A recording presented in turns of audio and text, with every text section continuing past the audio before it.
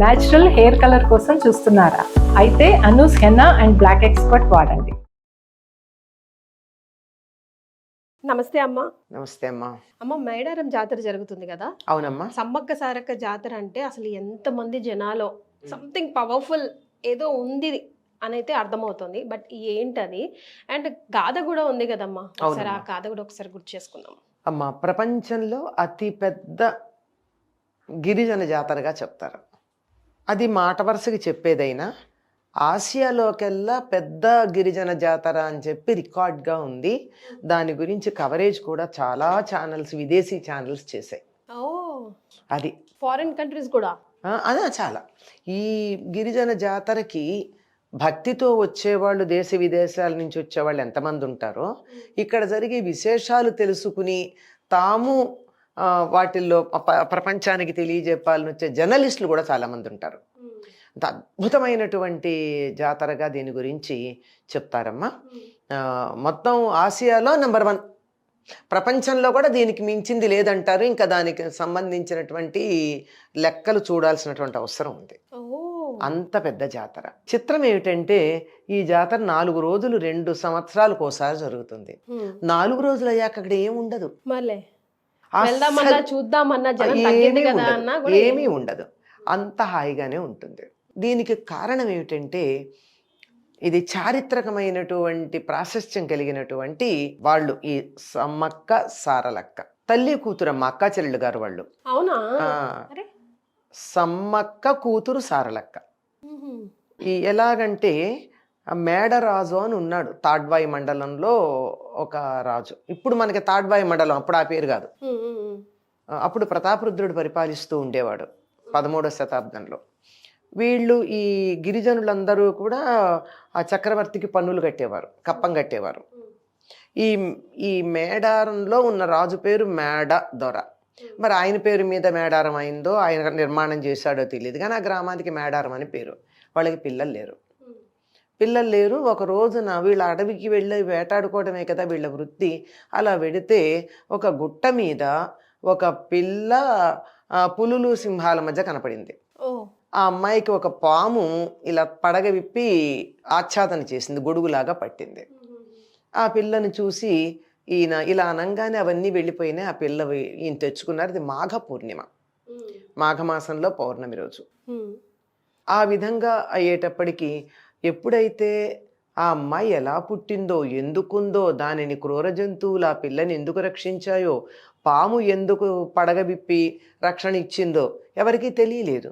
కానీ ఇటువంటి విశ్వాసాలు గిరిజనుల్లో చాలా ఉంటాయి.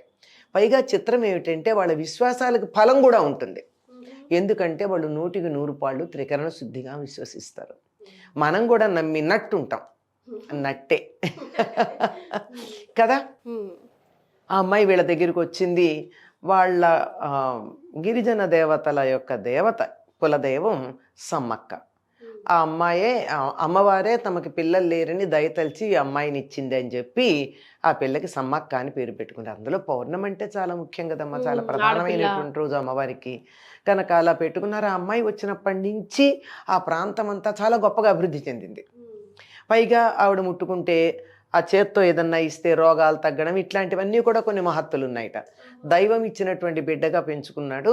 పెంచుకుంటూ తన మేనల్లుడికి ఇచ్చి పెళ్లి చేశాడు పడిగిద్దరాజు. మేనల్లుడు అల్లుడు. అప్పుడు ఈ అమ్మాయి కూతురే కదా, కూతురు గనకే మేనల్లుడికి ఇచ్చాడు. తర్వాత అతన్ని రాజుగా చేశాడు తమ ప్రాంతానికి. వీళ్ళంతా కోయ జాతికి చెందినటువంటి వాళ్ళు. అలా చేసిన తర్వాత బాగానే ఉంది. వీళ్ళకి 3 పిల్లలు కూడా పుట్టారు. సారలమ్మ, నాగులమ్మ, జంపన్న, 3. ఇలా ఉంటే అంతా బాగానే ఉంది. కానీ వీళ్ళు కూడా పెద్దవాళ్ళు అయ్యారు. ఈ సారలమ్మకు కూడా పెళ్లి చేశారు, గోవిందరాజులు అనేటటువంటి ఆయనకి ఇచ్చి. అంతా బాగానే ఉంది. ఈ లోపల కరువు వచ్చింది, వానలు పడకపోతే వీళ్ళు కప్పం కట్టలేకపోయారు. అప్పట్లో అదే కదా పద్ధతి వ్యవసాయం మీద. లేకపోతే వీళ్ళకి వ్యవసాయం కూడా ఏముంది, అడవిలో ఉండే పళ్ళు తేనెలు అవి కదా తీసుకునేది. ప్రతాపరుద్రుడు కప్పం కట్టమని తన అధికారిని పంపిస్తే వీళ్ళు చెప్పారు, వాన పడలేదు కనుక మేము ఈ సంవత్సరం కట్టలేము, మొత్తం కూడా ఇది తర్వాతది కూడా తర్వాత కడతాం అని. కానీ ఈ వచ్చినటువంటి వ్యక్తి ఏం చేశాడు, మేము కట్టమన్నారు వాళ్ళు, పైగా గిరిజనులు వాళ్ళు స్వతంత్ర రాజ్యంట, మీ దగ్గర మీ కింద సామంతులుగా ఉండమని చెప్పారు అని చెప్పాడు. ఎప్పుడు కూడా చరిత్రలో జరిగినటువంటి ప్రధానమైన భయంకరమైన విషయాలన్నింటికీ కూడా ఇలాంటి చిన్న చిన్న అబద్ధాలే కారణం. ఉన్నది ఉన్నట్టు మాట్లాడితే పెద్ద తేడా రాదు. అయిపోయింది. వెంటనే సైన్యాన్ని పంపించాడు. వాళ్ళకి రథాలు, గుర్రాలు, సైన్యం, ఆయుధాలు అన్నీ ఉన్నాయి. వీళ్ళకేముంది? కానీ వీళ్ళు కూడా ఉన్నంత వరకు చాలా వరకు సేకరించారు. ఆ యుద్ధంలో ముందుగా ఒక్కొక్కళ్ళు చనిపోయారు. సారలమ్మ, గోవిందరాజు, పడిగిద్దరాజు, అందరూ, నాగులమ్మ కూడా చనిపోయింది. చనిపోతే తట్టుకోలేక జంపన్న వెళ్ళ కొడక వాగులో దూకేశాడు. దాన్నే జంపన్న వాగు అనే పేరుతో చెప్తారు. ఈవిడ ఎప్పుడూ కూడా పెళ్లికి ముందు ఏం చేసేదిటంటే, వెళ్ళి నేను అలా ఒంటరిగా ఉంటాను, గుట్ట మీద నన్ను వదిలిపెట్టమనేది. అక్కడికి వెళ్ళి కూర్చునేదిట. అప్పుడు ఒక చిన్న బావి కూడా తవ్వించారు ఆవిడ కోసం అక్కడ ఉండడానికి. సరే, వివాహం అయ్యాక గృహస్థ ధర్మాన్నే స్వీకరించింది. ఎప్పుడైతే అందరూ చనిపోయారో ఈవిడ బయలుదేరింది సమ్మక్క బయలుదేరి తాను యుద్ధం చేస్తూ ఉంటే, అసలు ఆవిడ యుద్ధం ముందు ఇంత వాహనాలు, సైన్యము, ఆయుధాలు ఉన్నవాళ్ళు తట్టుకోలేకపోయారు. ఆవిడ ఒక్కదంటే ఆదిపరాశక్తి. దాంతో ఒకడు ఏం చేశాడంటే వెనక నుంచి వచ్చి వీపు మీద పొడిచాడు. దాంతో ఆవిడికి చాలా బాధేసి పరిగెత్తుకుంటూ వెళ్ళిపోయింది. ఎక్కడ తాను అందరికీ కనపడిందో అక్కడికి వెళ్ళింది. ఆ తర్వాత కనపడలా. చిన్న పిల్లగా ఏ ప్రాంతంలో కనపడిందో అదే ప్రాంతంలోకి వెళ్ళిపోయి మాయమైపోయింది. అందరూ వెనకెళ్ళిన వాళ్ళు చూసుకుంటే ఉంది అక్కడ ఒక భరిణ ఉందంతే, కుంకం భరిణ. అంటే అమ్మవారు తమకు కుంకం భరణని గుర్తుగా మిగిల్చి వెళ్ళింది అని వాళ్ళు నమ్ముతారు. దాన్నే వాళ్ళు గద్దె మీద పెట్టి పూజించేది కూడా అదే. ఇది జరిగింది కానీ ఈ సంగతి ప్రతాపరుద్రుడికి తర్వాత తెలిసిందే. ఇది అసత్యం, వీళ్ళు అబద్ధం ఆడారు. ఆవిడికి ఒక కథ ప్రకారం ఏం చెప్తారంటే, కాకతీయుల దైవం కాకతి, ఆవిడ అమ్మవారు వాళ్ళకి. కాకతే ఆయన కల్లో కనిపించింది అంటారు. తర్వాత మరి ఏదో కారణంగా తెలిసిందో, ఏది ఏమైనా తెలిసి వచ్చి ఇక్కడ వీళ్ళందరికీ ఆయన క్షమాపణ చెప్పినట్టే ఈసారి కప్పం కట్టద్దని చెప్పాడు. ఇది చరిత్రలో కనపడుతున్నటువంటి విషయం. చరిత్రలో ఉంది ఇది. లోకులు చెప్పిన చిన్న చిన్న మార్పులతో ఇదే కథ ఉంది. ఇది 800 సంవత్సరాల క్రితం జరిగింది.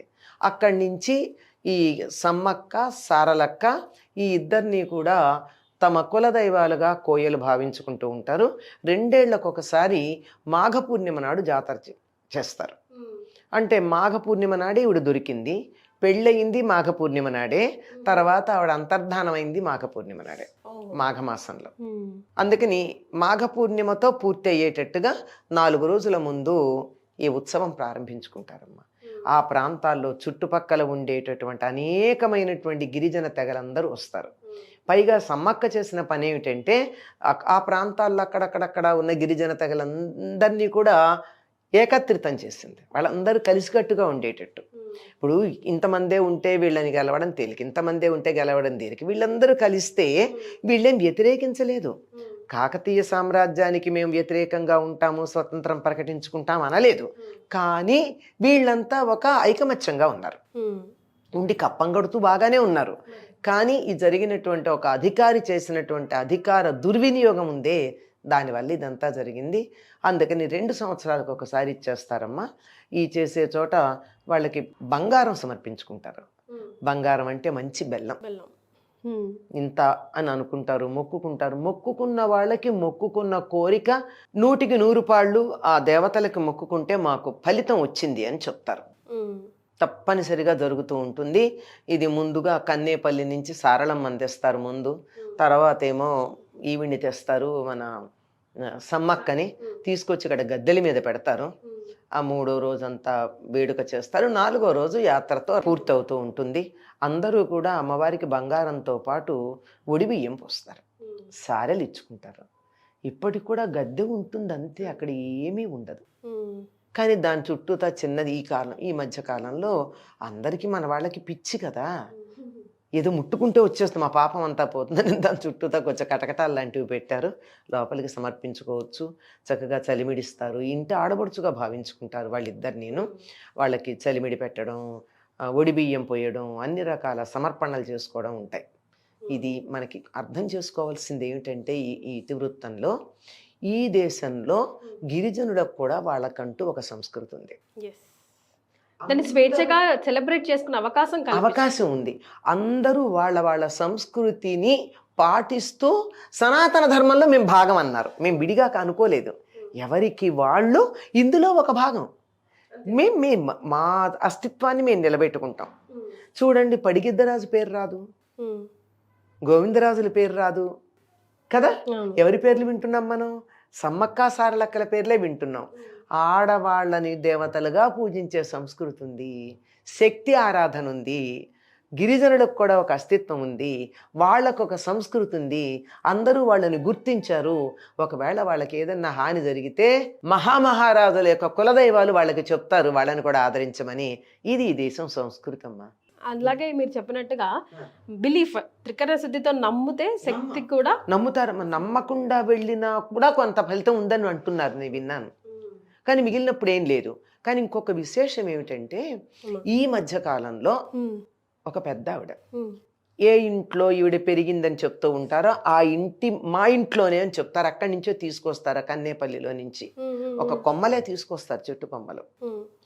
ఆవిడ చెప్తుంది ఏంటంటే సమ్మక్క ఇంకా జీవించే ఉంది, అంతర్ధానమైంది కానీ ఆవిడ శరీరం దొరకలేదుగా, ఆవిడ ఇంకా ఉందని, తమని కాపాడుతూ ఉందని, అప్పుడప్పుడు కనపడుతూ ఉందని చెప్తారు.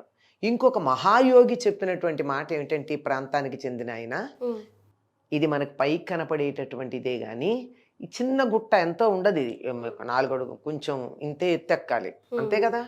దాని నుంచి ఇంకా పైకి వెడితే ఒక గుహలో ఒక పెద్ద శక్తిపీఠం ఉందని. మనకి 108 పైన శక్తిపీఠాలు ఉన్నాయి. ముందర 4 అంటారు, 18 అంటారు ప్రధానంగా, తర్వాత 108 అంటారు, 54 అంటారు. ఇట్లా ఒక్కొక్క ప్రాంతం ఒక విశ్వాసం ఉంది. వీటన్నిటితో పాటు ఇంకా అధికంగా కూడా ఉన్నటువంటి శక్తిపీఠాలు ఉన్నాయి. అందులో ఒకటి ఆ పైన ఇంకా పైకి పెడితే ఒక గుట్ట ఉందిట. ఆ గుట్ట గుహలో ఉంది. అది ఇప్పుడు వ్యక్తం కాదు, కొన్ని రోజులు అయిన తర్వాత అక్కడ ఉన్నటువంటి శక్తిపీఠం బయటపడుతుందని ఒక మహాయోగి చెప్పాడు. అయ్యుండొచ్చమ్మా, బికాస్ నిజంగానే లేకపోతే అంత శక్తి లేకపోతే ఎలా ఆకర్షిస్తారు ఇంతమందిని, ఇంతమందిని ఆకర్షిస్తారు. ప్రతి 2 years ఒకసారి వచ్చే ఈ జాతర కోసం ఎంతో మంది ఎదురు చూస్తారు, ఎన్నో మొక్కులు తీర్చుకుంటారు.